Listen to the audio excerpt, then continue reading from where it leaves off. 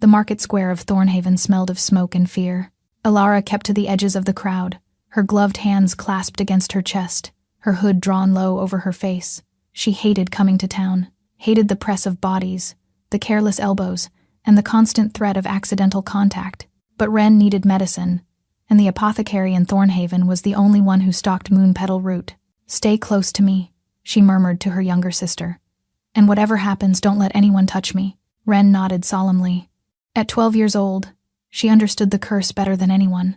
She'd seen what happened when skin met skin. She'd been the one to drag Alara's unconscious body home more times than either of them cared to count. The crowd ahead had thickened into a wall of bodies, all straining toward something in the square's center. Alara tried to skirt around them, but Wren tugged at her sleeve. "Alara, look." Against her better judgment, Alara looked. A wooden platform had been erected before the magistrate's hall, the kind used for public punishments and executions. Chains hung from a central post, and in those chains stood a man unlike any Alara had ever seen. He was enormous. Even hunched against the iron binding his wrists above his head, he towered over Lord Aldrich, who stood beside him with a ceremonial sword. His dark hair hung in matted tangles across his face, and his bare torso was a canvas of wounds, both fresh and healing cuts and bruises that spoke of rough treatment during his capture. But it was his stillness that struck her most, that preternatural calm of a predator conserving strength, waiting for the perfect moment to strike. "Citizens of Thornhaven," Lord Aldrich's voice rang across the square. "Before you stands Theron Varric, Alpha, king of the Fenrith wolves, captured at last after a decade of terrorizing our borders." A murmur rippled through the crowd. Alara felt Wren press closer to her side. "The Crown has decreed that enemy Alphas may be ransomed by their packs," Aldrich continued, his thin lips curling with satisfaction. "His wolves were given 7 days to deliver payment. Today marks the 7th day. No gold has come." Alara found herself pushing forward, drawn by something she couldn't name. She shouldn't care. This man was a wolf, one of the beasts that supposedly stalked the northern territories and devoured travelers whole. But as she drew closer, she saw his eyes lift to scan the crowd, and her breath caught. They were the color of aged amber, flecked with gold, and they held no fear whatsoever. Only cold, calculating patience, the look of a king who had not yet accepted his defeat. "Per the king's law," Aldrich announced, "an unclaimed prisoner becomes property of the crown. He will be transported to the capital for execution at the next blood moon, unless someone wishes to purchase his labor. The crown will accept 8 gold pieces." Laughter erupted from the crowd. "8 gold for a monster?" someone shouted. "I'd sooner buy my own grave." A stone sailed through the air, striking the prisoner's shoulder. He didn't flinch. Another followed, then another. The crowd's energy shifted from curiosity to cruelty, and Alara felt bile rise in her throat. More stones, more jeering. And through it all, the Alpha King stood motionless, bleeding from a dozen small cuts, his gaze fixed on some distant point beyond the hatred. Then Alara saw the wound. Not the fresh cuts from the stones, but something on his left side, just below his ribs. The flesh there was wrong, discolored with veins of deep crimson that spread like poison across his skin. She could see it pulsing, growing, and consuming him from within. "He's dying," she realized. "Whatever that wound is, it's killing him, and no one here cares." 4 gold pieces, Aldrich amended as no bids came. Surely someone can use a strong back. Alara should have walked away, should have grabbed Wren and fled back to their cottage, but her feet carried her forward instead, drawn by that strange pull she couldn't explain. She was so focused on reaching the platform that she didn't see the merchant step backward into her path. His bare hand brushed against her cheek. The world vanished. Alara woke to warmth. Not the cold ground of the market square, not Wren's frantic shaking, but warmth steady and strong, cupping her face like something precious. It radiated through her skin, chasing away the familiar darkness that usually followed any touch. Her eyes fluttered open. The Alpha King was crouching over her, his massive hands cradling her jaw. His chains somehow extended enough to reach where she'd fallen. Those amber eyes stared down at her, close enough that she could see the flecks of gold within them, close enough that she could feel his breath against her skin. She was awake. His hands were on her bare skin, and she was awake. "That's impossible," she whispered.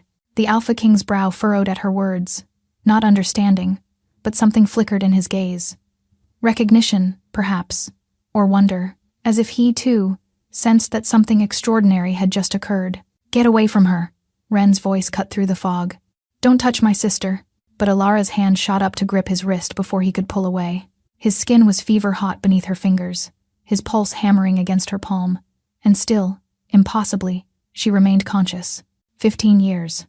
15 years since the curse had taken hold, since any human touch had done anything but send her plummeting into darkness. And now this stranger, this wolf, this enemy of her kingdom, held her face in his hands, and she felt more awake than she had in her entire life. 8 gold pieces, she heard herself say. The chaos around her went silent. What? Lord Aldrich's voice cracked with disbelief. Elara rose to her feet, her legs unsteady but her voice clear. You said 8 gold pieces for his service. I'll pay it. You? The cursed woman from the moors? I have what my mother left me. Elara reached into the pouch hidden beneath her cloak and withdrew the coins, one by one. 8 gold pieces. I claim him according to the law. This is absurd. I won't allow. The law is clear, Lord Aldrich. You offered him for sale. Unless you intend to break the king's own decree in front of all these witnesses? Aldrich's face purpled with rage, but the crowd had grown hushed, watching with hungry eyes.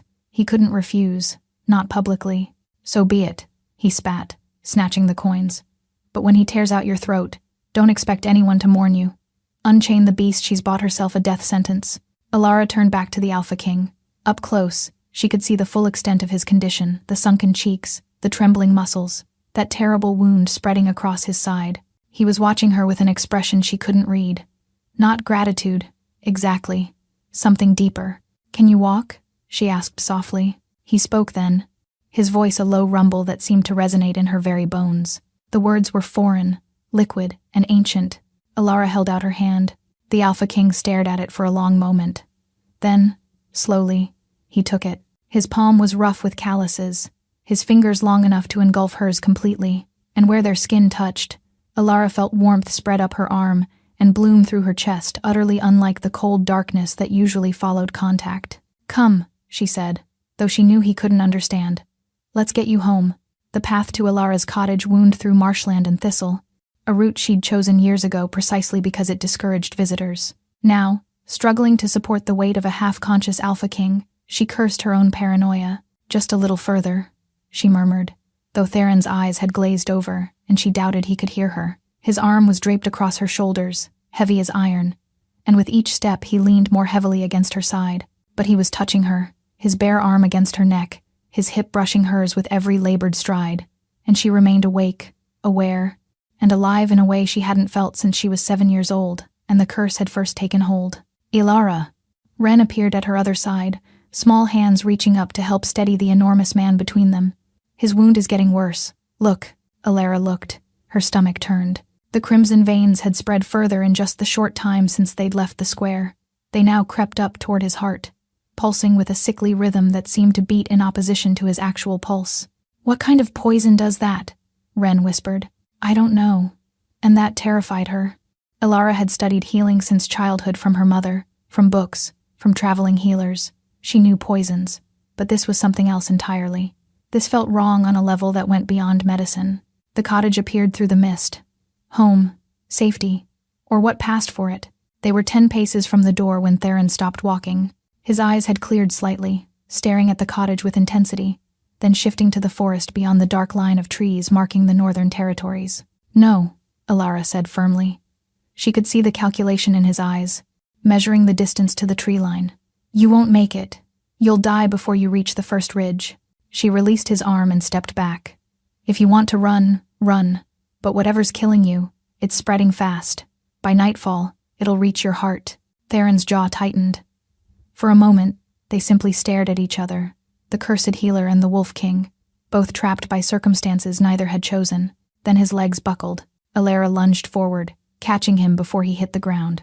His skin was burning now, fever-hot, and his breath came in shallow gasps. Ren, help me get him inside. Together, they dragged him through the doorway and onto the pallet by the fire. Stoke the fire, Elara ordered, and bring me the chest from under my bed. The locked one. Ren's eyes widened. The one you said never to touch? That one. As her sister hurried to obey, Elara knelt beside the Alpha King and pressed her hand to his forehead. His eyes flickered open, that predator's gaze finding hers with startling clarity despite the fever. He spoke a single word, a question, judging by his tone. I don't understand, she whispered, but I'm going to help you. I promise. His hand lifted, trembling, and his fingers brushed against her cheek. The touch sent warmth cascading through her warmth and something that felt like recognition. Then his eyes rolled back, and he went limp. Alara pressed her ear to his chest. His heartbeat was there, but thready, fading. Not yet, but he will be soon if I can't stop this poison. She turned to the chest and pressed her thumb to the lock. It clicked open, and inside lay the tools she'd sworn never to use again.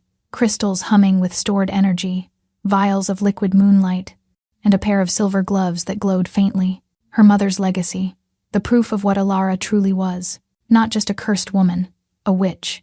Ren. Alara's voice was barely audible. Bar the door, close the shutters, and whatever you see tonight, you must never speak of it. Ren nodded solemnly. The secret thing, like Mama used to do. Yes, exactly like Mama used to do. She placed her gloved hands over the spreading wound and reached for the light within herself. But the moment her power touched his flesh, something pushed back. Darkness. Alive and hungry and far older than any poison she'd ever encountered. And beneath it, coiled like a sleeping beast, a second power, wild, ancient, unmistakably, not human. The wolf was waking up. The candles had burned to stubs by the time Alara finally sat back, gasping. Her power had fought the darkness for hours, pushing back the crimson veins inch by inch, while the hungry poison tried to consume both her magic and the man beneath her hands. She'd never felt anything like it, an intelligence behind the corruption, a malevolent will that seemed to recognize her interference and resent it. But she'd won, or at least, achieved a stalemate. The wound still pulsed with sickly light, but it had stopped spreading. His fever had broken sometime around midnight. Now Theron slept, his breathing deep and even. Alara? Ren's voice came from the corner. You should rest. Soon. She couldn't bring herself to move. Her muscles ached, her head pounded. Her power felt drained to its dregs, but something held her there, some instinct that whispered she shouldn't break contact. She studied his face in the firelight.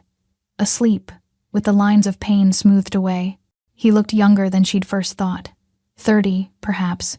High cheekbones caught the flickering light, and his lips, surprisingly full for such a harsh face, were slightly parted. He really was handsome and dangerous, and currently lying unconscious in her home. What have I done? She'd spent her mother's entire inheritance on a dying wolf king. She'd exposed her forbidden magic to save him. And in doing so, she'd made an enemy of Lord Aldrich. Alara carefully removed her gloves. Then, almost without meaning to, she reached out and brushed a strand of dark hair from his forehead. His eyes snapped open. Not amber this time. Gold. Pure, molten gold, blazing like twin suns in the dim cottage. Before Alara could react, his hand shot up to grip her wrist, not painfully, but with irresistible strength. His other hand found the back of her neck, and suddenly she was being pulled toward him, drawn into an embrace that felt nothing like an attack and everything like a homecoming. She should have struggled, should have screamed for Ren to run. But the warmth flooding through her from every point of contact was intoxicating, overwhelming. This was light. This was life. His face buried itself in the curve of her neck. Alara froze. She felt him inhale deeply, drawing her scent into his lungs, felt the rumble of something that might have been words vibrating against her throat. I don't understand what's happening, she managed. He pulled back just enough to look at her, those blazing golden eyes searching her face with intensity that left her breathless. Then he spoke, his voice rough with fever and something deeper. Mate. The word struck her like lightning. She knew that word. Knew what it meant in the old stories about wolf clans and their sacred bonds. No, she whispered. That's not we can't. But Theron wasn't listening. His gaze had dropped to her lips, and that rumbling sound was building in his chest again. When he kissed her, it wasn't gentle. It was claiming, possessing. His mouth slanted over hers with a desperation that spoke of instinct rather than thought. One hand tangled in her hair while the other pressed flat against her back, holding her so close she couldn't tell where she ended, and he began. And Alara, who had spent 15 years untouched and untouchable, who had resigned herself to a life of isolation and loneliness, kissed him back. The world narrowed to sensation. The heat of his skin, the taste of his lips, and the sound of his ragged breathing mingling with her own. Magic sparked between them, hers and his. Light and darkness weaving together into something neither could control. Then she felt his teeth at her throat. The first graze of sharp points against her pulse sent ice through her veins. Memory crashed back the old stories, the claiming bites, the bonds that could kill as easily as save. Wait. Too late. Pain pierced through the haze as his teeth sank into the junction of her neck and shoulder. Elara screamed, but even as agony lanced through her, something else followed. Fire. Not the fire of destruction, but of transformation, racing through her blood. Then the fire became an inferno. Her body convulsed as power, both hers and his, crashed through her system. She was vaguely aware of Theron's arms tightening around her, his voice speaking urgently in that liquid language. The last thing she saw before consciousness fled was his face above her, golden eyes wide with horror as he realized what he'd done. Elara woke to pain, not the sharp agony of the bite, but something deeper, a bone-level ache that made her whimper when she tried to move. "Don't try to sit up." The voice was Ren's, thick with exhaustion and relief. Elara forced her eyes open to find her sister's face hovering above her. "How long?" 2 days. Ren's lower lip trembled. "You screamed and screamed, and then you just stopped. I thought you were dead." "I'm here." Elara reached up to touch her sister's cheek. "I'm alive." But even as she spoke, her hand drifted to her neck. Her fingers found raised flesh, a scar, still tender, in the shape of teeth marks. "Where is he?" Ren's expression shifted. "He hasn't left your side. Not once. He growls at me if I try to move you." Elara turned her head and found Theron sitting cross-legged on the floor beside her pallet. He looked different, still enormous, still imposing, but the feral edge was gone. His lupine gaze met hers with profound relief. "You're awake," he said. Elara stared at him. "You speak my language." "I speak many languages. Yours came to me while you slept. Through the bond." "The bond," Elara repeated flatly. "You mean the one you created when you attacked me?" Theron flinched. "I did not mean—" He stopped, jaw tightening. "In my fever, I thought you were a dream. The wolf spirit took control. And when I sensed what you were— What I am? A witch? So your wolf decided to claim me without my consent? A healer. A true healer.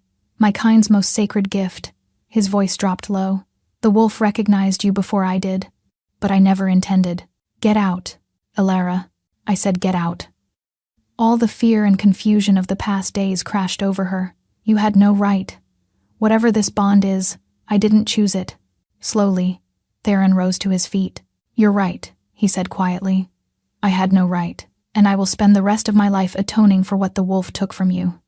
He moved toward the door, his movements stiff with something that might have been pain or grief.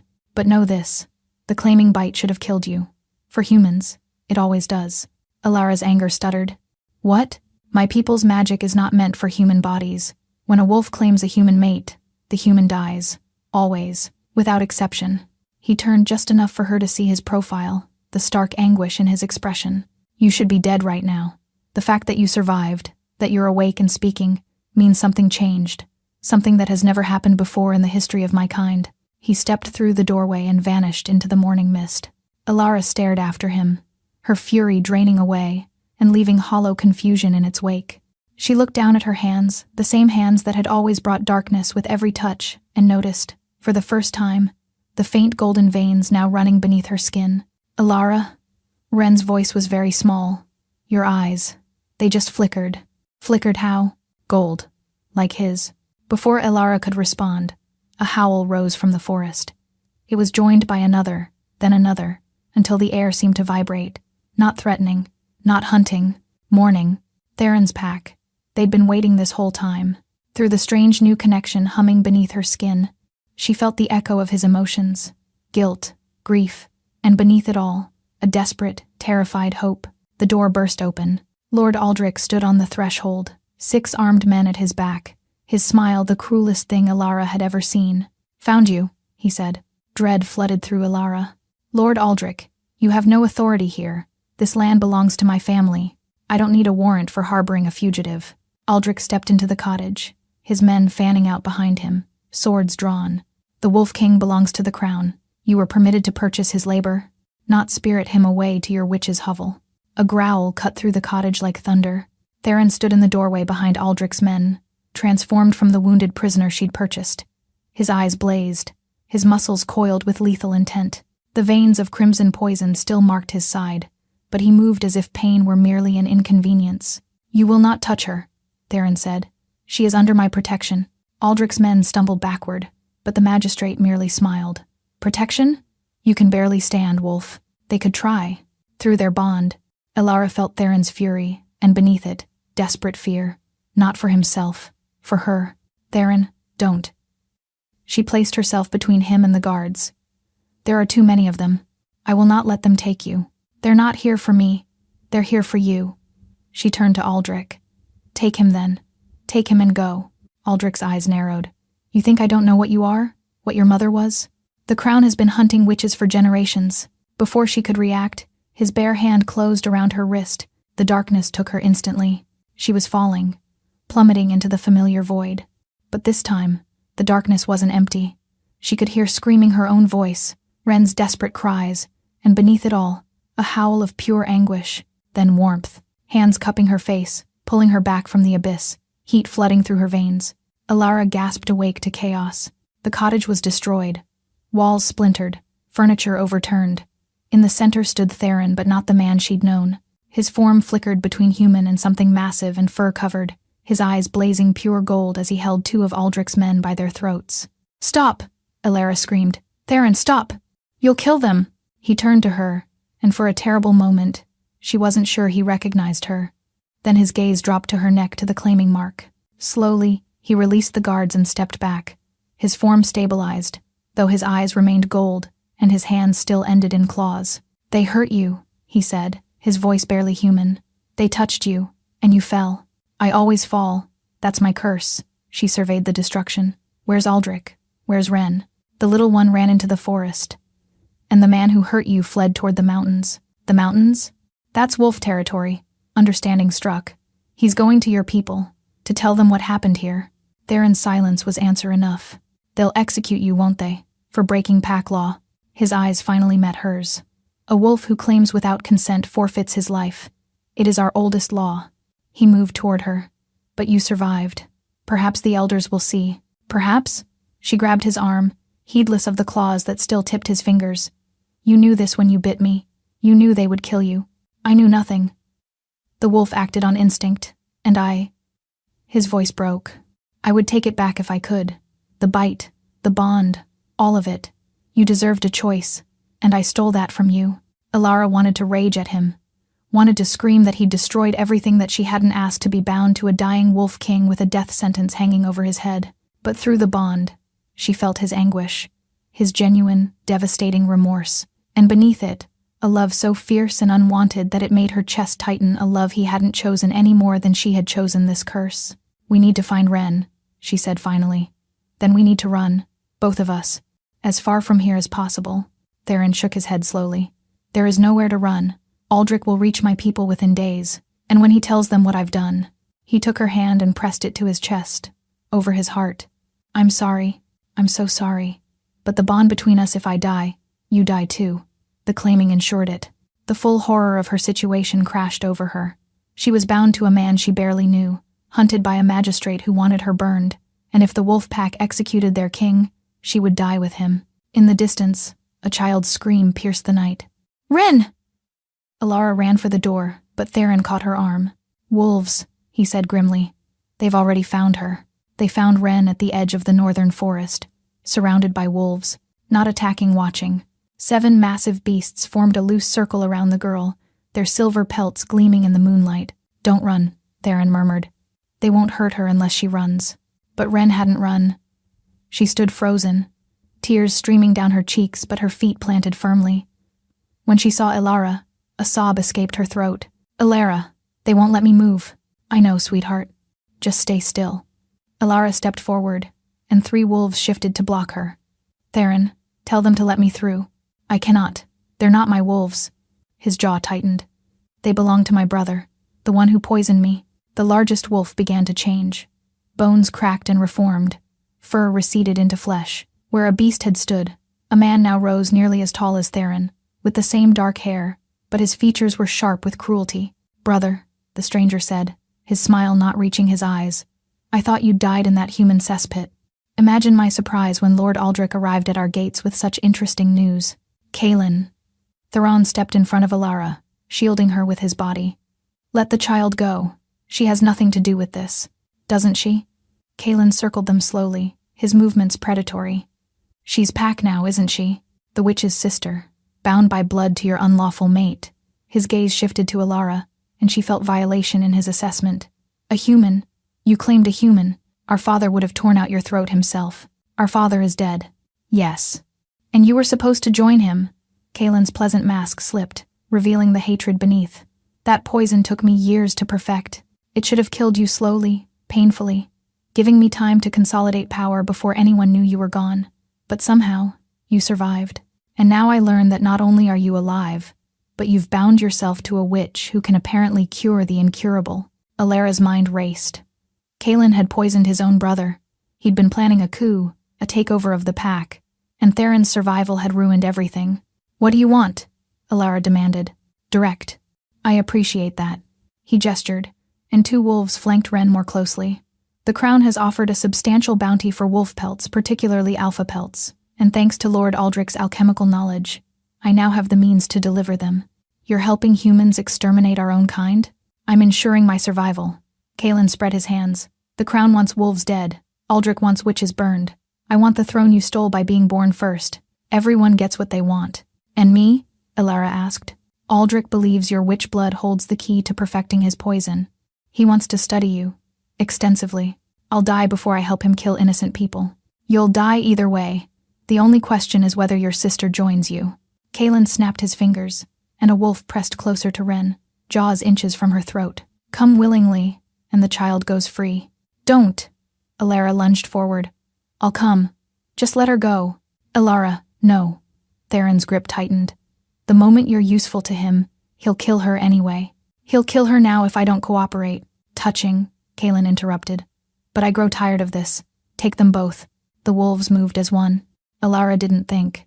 She reached for the power inside her, the magic she'd spent years suppressing, and let it explode outward. Light blazed through the clearing, golden and fierce. Every wolf that touched it yelped and scrambled backward. Then the bond pulsed. Something tore inside her chest. She screamed as agony ripped through the connection to Theron. Somehow her magic was attacking him too, burning through the claiming mark. Alara! Theron collapsed beside her, golden veins spreading across his skin. Stop. You have to stop. But she couldn't stop. The magic had its own will now, determined to purge everything it perceived as other, including the man she'd accidentally bound her life to. The last thing she heard was Kaelin's delighted laughter. Oh, this is even better than I'd hoped. Consciousness returned in fragments.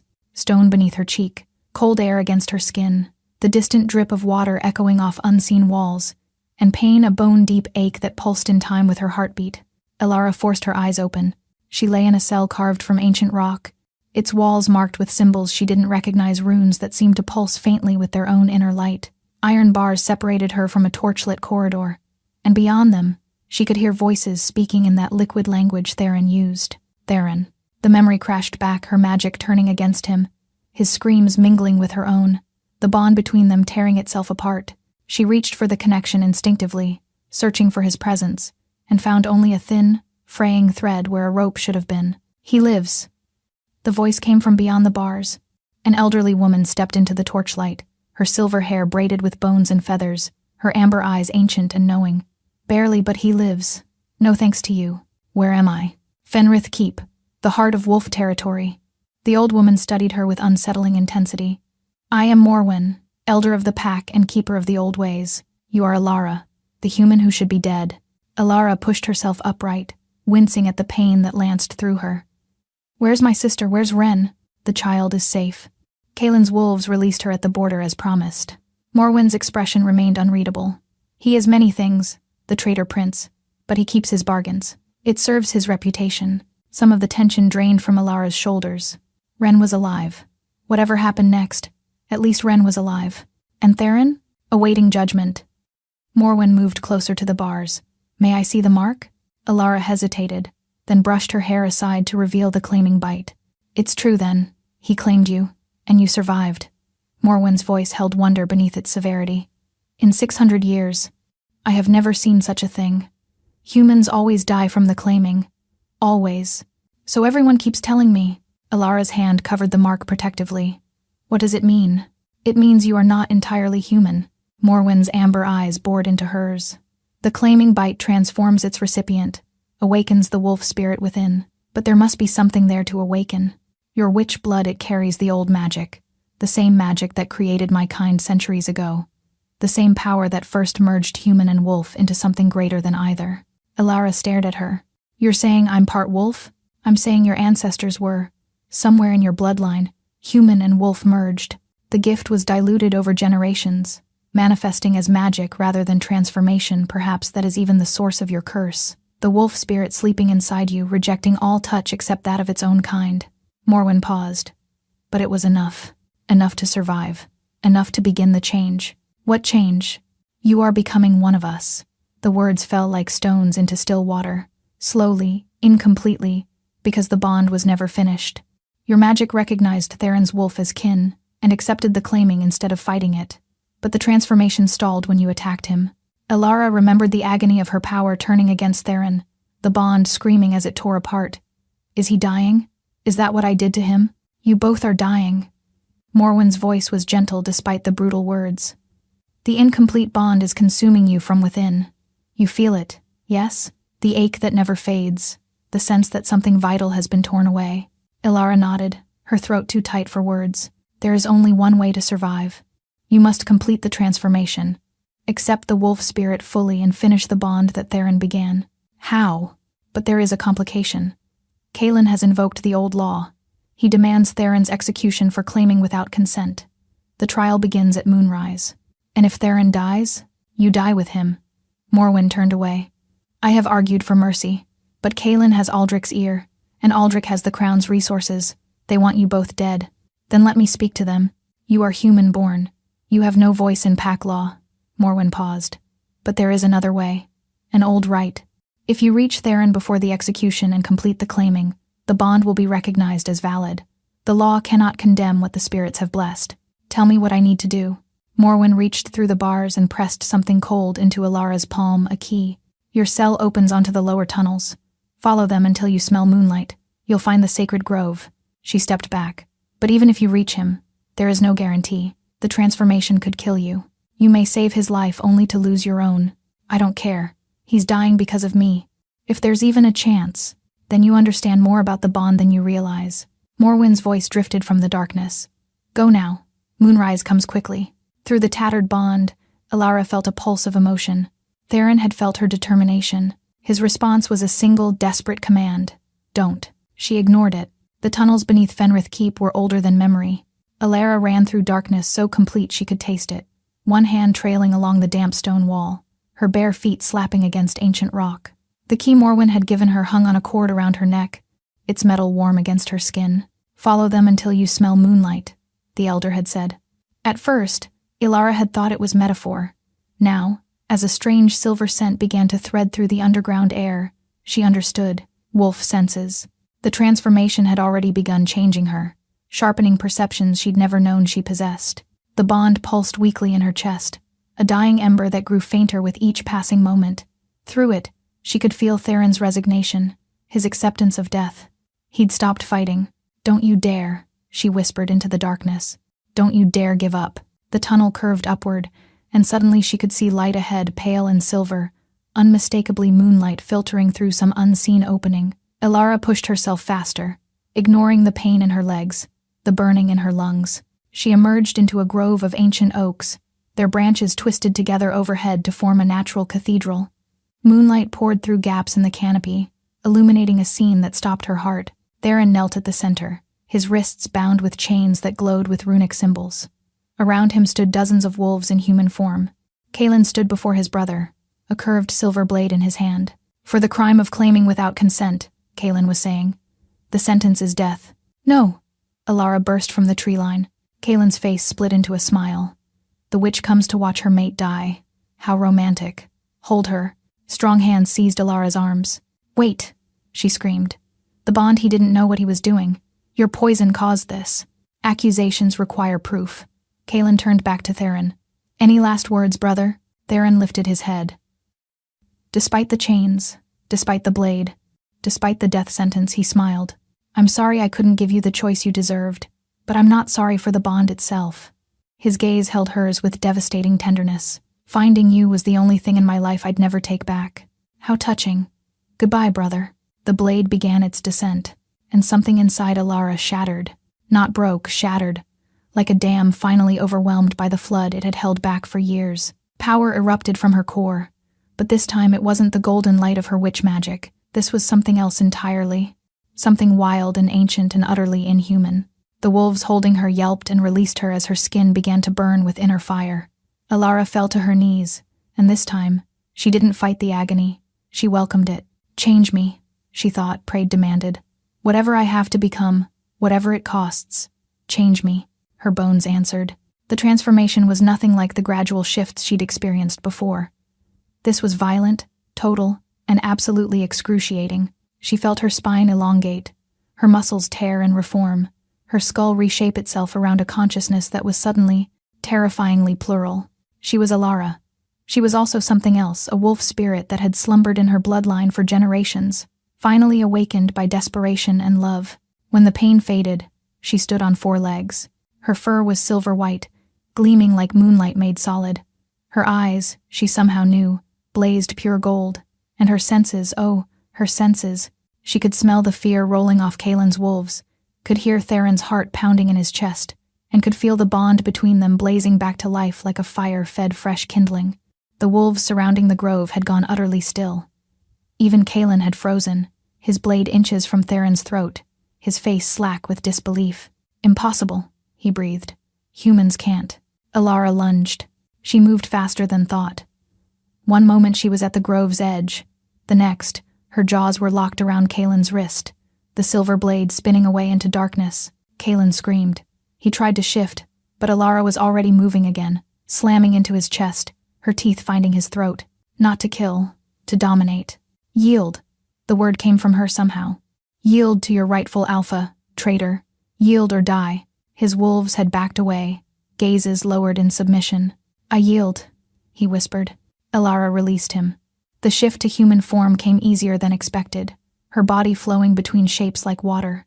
When she stood upright again, she felt the pack's attention shift. To her, she walked to where Theron still knelt in chains. When she reached him, she sank to her knees so their faces were level. You told me not to come. I didn't want you to die for me, and I didn't want to live without you. She cupped his face, and he leaned into her touch with a shuddering breath. The bond goes both ways, Theron. You claimed me, now I'm claiming you. She kissed him, not the desperate, fever-driven kiss from the cottage, but something deeper. A promise, a choice freely made. When she pulled back, she tilted her head to bare, her throat then stopped. No, not that way. Instead, she pressed her lips to the spot where his neck met his shoulder. I choose you, she whispered against his skin. Not because of magic or instinct or fate, because you protected my sister, because you tried to give me freedom, because you were willing to die rather than see me hurt. She drew back to meet his eyes. I choose you, Theron Varric. Do you accept? His answer was a single word, broken with emotion. Yes. Alara bit down. His blood flooded her mouth, hot and copper bright, and the bond exploded into completion. She felt his consciousness merge with hers, not consuming, not controlling, but joining, 2 souls becoming one. When she released him, the chains around his wrists crumbled to dust. Theron surged to his feet, pulling her up with him, and his arms wrapped around her with desperate strength. She buried her face in his chest, breathing in his scent, her scent now, the smell of pack and home and belonging. Around them, the wolves of Fenrith began to howl, not in mourning this time, in celebration. Morwen's voice rose above the chorus, ancient and commanding. The bond is complete. The spirits have blessed this union. By the old laws, these two are mated Alpha King and Alpha Queen. Any who challenge their right, step forward now. Silence.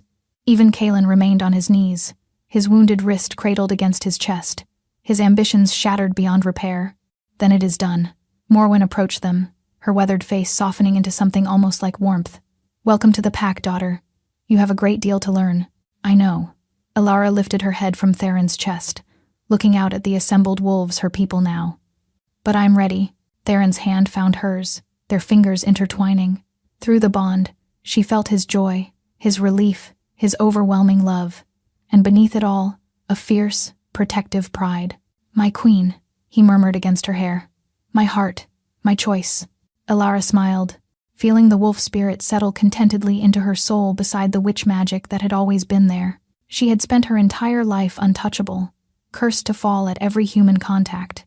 Now she stood in a grove of ancient oaks, surrounded by wolves, bonded to a king, and more alive than she had ever been. She was home at last. Thank you so much for listening. I hope you enjoyed the story. If you'd like to listen on the go, all my stories are also available on Spotify, under your channel name. You'll find the link in the description below. A big thank you to everyone who's subscribed. Your support truly means the world to me.